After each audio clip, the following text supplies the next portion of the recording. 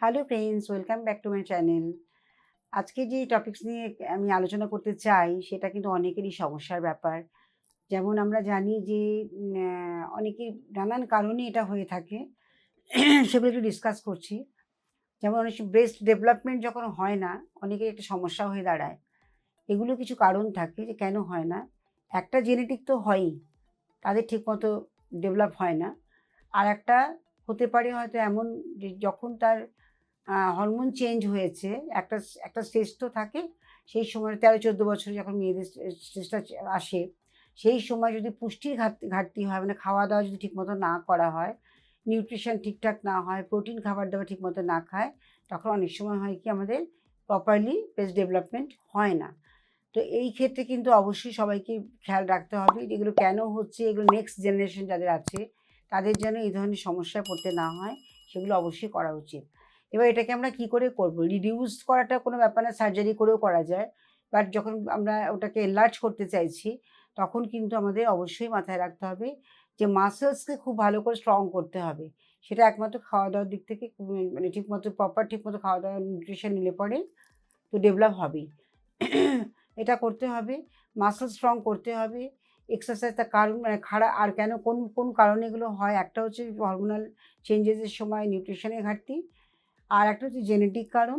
আরেকটা হয় এমন যে খুব বেশি যদি এক্সারসাইজ করে মহিলারা, তখন কিন্তু অনেক সময় ব্রেস্ট রিডিউস হয়। সেরকমভাবে কিন্তু ডেভেলপ হয় না। সেই কারণে হতে পারে। বা যারা জিম করছে বা ম্যাক্সিমাম করছে মানে ওয়েট লসের জন্য, তখন সেখানেও একটা কিন্তু ঘাটতি দেখা যায়। বা অনেক সময় হয় যারা ডাম্বেল ইউজ করছে, এই ধরনের কোনো রকম মানে স্ট্রং কিছু এক্সারসাইজ করছে, তখন এ ধরনের সমস্যা হতে পারে। হঠাৎ করে এনলার্জ না হয়ে এটা রিডিউস হয়ে যাচ্ছে। তো এইখানে আমাদের কিন্তু অবশ্যই মাথায় রাখতে হবে যে আমরা কী করে এগুলোকে ডেভেলপ করব। খাওয়া-দাওয়া ঠিকমতো প্রপারলি খেতে হয়, যেগুলো প্রোটিন এবং ভিটামিন যদি শরীরে কমে যায়, তখন অনেক সময় কিন্তু এ ধরনের সমস্যা হতে হয়। সেই কারণে ঠিক প্রপারলি খেতে হবে। আর এটা যখন কিছু এক্সারসাইজ করতে হবে। যেমন পুশ আপ হচ্ছে মেইন। পুশ আপ যত প্রপারলি করা যাবে, মানে ওয়ালের সঙ্গে পেস্ট করে জোরে মাসলকে টান করা, পুশ করা, ঠেলে, এই যে মাসলগুলো যখন আমরা পুশ করব, অটোমেটিক্যালি তখন কিন্তু সেখানে আ বা এটা ভলিউম দেখা যাবে আস্তে, আস্তে। এটা করতে হবে। আর কিছু অয়েলস আছে যেগুলো আমাদের অ্যারোমা অয়েলস দিয়ে আমরা ম্যাসাজ করতে পারি। সেটা অনেক সময় আমি ব্লেন্ড করে দিই অনেককে, যারা ইউজ করতে চায়। আর তাছাড়া এটা ম্যাসাজ করার জন্য টেকনিকও যেমন সার্কুলার মোশনে ম্যাসাজ করতে হবে, দেন আপলিফটিং, এটা করতে হবে। আর মাসলসকে খুব ভালো করে এরকমভাবে এক্সপ্যান্ড করতে হবে। এভাবে আমরা স্ট্রেচ করতে পারি। স্ট্রেচ করলে পরে আমাদের ব্রেস্ট ডেভেলপমেন্ট হয়। এগুলো কিন্তু কারণ, এগুলো অবশ্যই করতে হবে। আর এটা নিয়ে কিন্তু মানে হরমোনাল যে ডিসঅর্ডারে হয় সেখানে কিন্তু আ একটু প্রবলেম হয়ে যায় মানে ভলিউম বাড়াবার। আদারওয়াইজ আমরা যদি ঠিকমতো প্রপার খাওয়া-দাওয়া করি, নিউট্রিশন ঠিকমতো নিই আর এক্সারসাইজগুলো ঠিকমতো করি, তাহলে কিন্তু অটোমেটিক্যালি ওটা ডেভেলপ হবেই হবে। বিশেষ করে রাতের দিকে ঘুমানোর সময় যদি আমরা কিছু স্ট্রেচ করি, যেমন ওয়াল ক্ল্যাম্পিং করা, ওয়ালের সঙ্গে হাত নিয়ে এরকমভাবে ক্ল্যাম্পিং করলাম, এটা করলাম। বা আমরা হাত দুটোকে উঁচুতে তুললাম, তুলে স্ট্রেচ করলাম, এটা করতে পারি। বা এই ধরনের কিছু এক্সারসাইজ আছে, এটাকে পুরো মাথার সঙ্গে ঠেস দিয়ে পেছন দিক থেকে ঠেলে আপলিফটিং করা, এগুলো আমরা করতে পারি। তাহলে কিন্তু আস্তে, আস্তে ডেভেলপ হয়। আর খাওয়া-দাওয়া বেশি করে ফ্ল্যাক্স সিড খেলে ব্রেস্ট ডেভেলপমেন্ট হয়।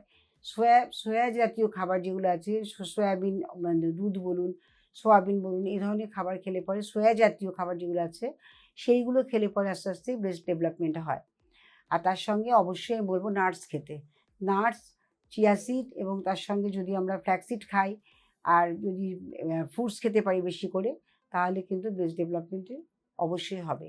আর যদি যাদের ধরুন ব্রেস্ট ডেভেলপমেন্ট হলো সেই জিনিসটা খুব স্যাগিং হয়ে যাচ্ছে, সেখানে আপনারা কিন্তু মাস্ক লাগাতে পারেন। সেখানে আপনারা যদি কোলাজেন মাস্ক পাওয়া যায়, এখানে মার্কেটে প্রচুর ভালো, ভালো কোলাজেন মাস্ক বেরিয়ে গেছে। কোলাজেন মাস্কের সঙ্গে ডাল বেটে, মুসুর ডাল বা মটর ডাল যেকোনো একটা ডাল ভিজিয়ে রাখবেন, সেটা ভালো করে বেটে নিয়ে একটা মাস্কের মতো করে ওটাকে র্যাপ করতে হবে। জাস্ট ওটাকে লাগিয়ে ওর সঙ্গে কোলাজেন যদি পাওয়া যায়, সেটা মিক্স করে কোলাজেনটাকে, বা যদি কোলাজেন নাও পাওয়া যায়, মানে ফার্মিংয়ের জন্য যে অয়েল আছে আমাদের, সেই অয়েলটাকে আপনাকে ওর সঙ্গে মিক্স করে লাগাতে হবে। স্কিন ফার্মিং অয়েল যেগুলো পাওয়া যায় মার্কেটে আমাদের অ্যারোমা অয়েল, সেই অয়েলের সঙ্গে যদি আমরা ডালটাকে বেটে ওর সঙ্গে মিক্স করে নিই, 10 ফোঁটা 12 ফোঁটার মতো ড্রপ মতো দিয়ে মিক্স করে ওটাকে ভালো করে প্রলেপ লাগিয়ে একটা ক্লিন ফ্লেম দিয়ে জড়িয়ে রাখতে হবে বা গজ দিয়ে ওটাকে ঢেকে রাখতে হবে। এটা আধা ঘন্টার মধ্যে একটু শুয়ে থাকলেই এটা কিন্তু আস্তে আস্তে ডেভেলপ হয়। আর একটা হয়, যখন ঘুমোবেন তখন কখনোই সেটাকে কিন্তু চেপে উল্টো দিকে উপর হয়ে ঘুমোবেন না, তাহলে ওটা কিন্তু এফেক্ট খারাপ হয়। সেই জন্য সবসময় সোজা হয়ে শোয়ার চেষ্টা করবেন, তাতে কিন্তু বেশ ডেভেলপমেন্ট হয়। তো এগুলো কিছু কিছু এক্সারসাইজ আছে, সেগুলি হয়তো এখানে শো আপ করাতে পারছি না। জাস্ট এইটাকে, হাতটাকে এরকম তুলে নিয়ে মাথার পেছনে জাস্ট এইভাবে দিয়ে, ধরুন এইভাবে ধরছেন, ধরে এইভাবে দেখাবেন, এইভাবে মাথার পেছনে নিয়ে দেখাতে হবে, ঠিক আছে? ঠিক এইভাবে আপনাকে করতে হবে, হাতের দুটো সাইডই করতে হবে। আর তার সঙ্গে এক্সপ্যান্ড করার জন্য যে সমস্ত থাকে এই ধরনের চেস্ট এক্সপ্যানশন। নিঃশ্বাস যখন ছাড়বেন তখন পেছন দিকে হাতটা নেবেন, নিঃশ্বাস যখন নেবেন পেছন দিকে নেবেন, আর যখন নিঃশ্বাস ছাড়বেন সামনের দিকে আনবেন। এইভাবে এক্সপ্যান্ড করলে পরে বেশ ডেভেলপমেন্ট হয়। তো এগুলো আপনারা প্রত্যেকটা জিনিস যা যা শুনলেন, প্রত্যেকটা জিনিস খুব ভালো করে ওয়াচ করুন। যেগুলো যাদের এরকম সমস্যা আছে তারা কিন্তু আস্তে আস্তে রেজাল্ট নিশ্চয়ই পাবেন, ডেফিনেটলি পাবেন। আর যাদের মানে ব্রাশ সমস্যা আছে তারা কিন্তু চেষ্টা করবেন সবসময় মানে যে ধরনের তার সাইজ হয় তার থেকে একটু বড়, এক সাইজ বড় সবসময় পরার চেষ্টা করবেন। কারণ যখন ডেভেলপ হয় তখন যদি সেখানে কোনো বাধা পড়ে, সেই জায়গাগুলো কিন্তু ঠিকমতো মানে বাড়তে পারে না। তো সেই টিস্যুগুলোকে বাড়বার জন্য ওগুলোকে কিন্তু একটু জায়গা দিতে হয়। যখন এটা ফুলফিল হয়ে যাবে তখন আপনাকে সেটা দরকার পড়বে না। আর খাওয়া দাওয়া ফ্যাট জাতীয়, মানে ভালো ফ্যাট যেটা আছে সে ধরনের খাবার, যে সমস্ত খাবারে আছে সেই ফ্যাট জাতীয় খাবার খেতে হবে, নাটস খেতে হবে, চিয়া সিড খেতে হবে, ফ্ল্যাক্সিড খেতে হবে, আর সোয়া জাতীয় খাবার খেতে হবে। এগুলো খেলে অবশ্যই আস্তে আস্তে আপনার কিন্তু ডেভেলপমেন্ট হবেই হবে। একটা জিনিস, যে কোনো জিনিস হতে একটু সময় লাগে। এটা প্রপার ওয়েতে যখন ডেভেলপমেন্ট হবে মিনিমাম 3 to 4 ইয়ার্স লেগে যায়। চটজলদি হবে না, 1 দিন 2 দিন 4 দিনে হয়ে যাবে এরকম না। ডে বাই ডে এগুলো করতে হবে, এক্সারসাইজগুলো করতে হবে। এবং যদি কেউ অতিরিক্ত এক্সারসাইজ করেন মানে রিডিউস করার জন্য, সেখানে সেগুলো কিন্তু একটু কমিয়ে অন্যভাবে আপনার এক্সারসাইজ করতে হবে। যেটা আপনার মানে বডিতে এই মাসলসগুলো খুব বেশি স্টিফ না হয়ে যায়। স্টিফ না হয় কিন্তু হার্ডই হবে, আপনার টোন হবে। এগুলো হবে কিন্তু যদি স্টিফ হয়ে যায় সেখানে কিন্তু একটু সমস্যা হয়ে যায়। সেটা খুব প্রপারলি পারতে পারে না। তা এখানে কিছু কিছু ম্যাসাজ টেকনিকগুলো যেগুলো বললাম, একটু সার্কুলার মোশনে, যে কোনো অয়েল দিয়ে যখন ম্যাসাজ করছেন তখন আপনাকে সার্কুলার মোশনে ম্যাসাজ করতে হবে, আর আপলিফটিংভাবে ওপর দিকে ম্যাসাজ করতে হবে। এটা করুন, চিত হয়ে শোবেন যতটা সম্ভব। যখন মানে শোবেন কখনো উপর হয়ে শোবেন না, তাতে ক্ষতি হয়, ভালো হয় না এটা। আর যদি ওই সময়টা মানে হরমোনাল ইমব্যালেন্সের না হয়, জেনেটিক হয়, সেখানে হয়তো কিছু করা যায় না, এটা ঠিক কথাই। তবুও এই ধরনের খাবার-দাবার, ফুড হ্যাবিটটাকে যদি চেঞ্জ করলে কিছুমাত্র হলেও উপকার পেতে পারেন। ট্রাই করে দেখুন, এটাই বলছি। যেটা হবে সেটাই বলবো। আর সেখানে আপনি নিশ্চয়ই উপকৃত হবেন। তবে মানে স্লো বা স্টেডি একটা কথা আছে না? সেজন্য সবকিছুই একটা সময় দেবেন। ধৈর্য ধরে সময় দিলে সবকিছুর রেজাল্ট পাওয়া যায়। এগুলো মানে এট এ টাইম চটজলদি বললেই কিন্তু এটা হবে না কখনো। সেজন্য সময় দিতে হবে। আর এই সাইজ নিয়ে এত চিন্তা করার কিছু নেই। এটা আস্তে আস্তে ডেভেলপ হবে। আর এটা ফুলফিল হবেই হবে। আর যদি খাওয়া-দাওয়াটা ঠিকমতো কন্টিনিউ করতে পারেন, দেখবেন আপনি নিজেই ফিল করতে পারবেন যে আপনার এটা কিন্তু গ্রোথ হচ্ছে। হ্যাঁ? এখানে কোনো অসুবিধা হচ্ছে না। আর ঠিক ওই সার্টেন টাইমে অনেক সময় হয় আমরা জিম বা এক্সারসাইজ যখন করি, এক্সট্রিম পর্যায়ে যখন করতে চাই, যেমন কথার কথা বলছি, আমি 10 কিলো ওয়েট কমাতে চাই 2 মাসের মধ্যে। আমি হার্ড করতে হবে, আমাকে ক্যালোরি বার্ন করতে হবে।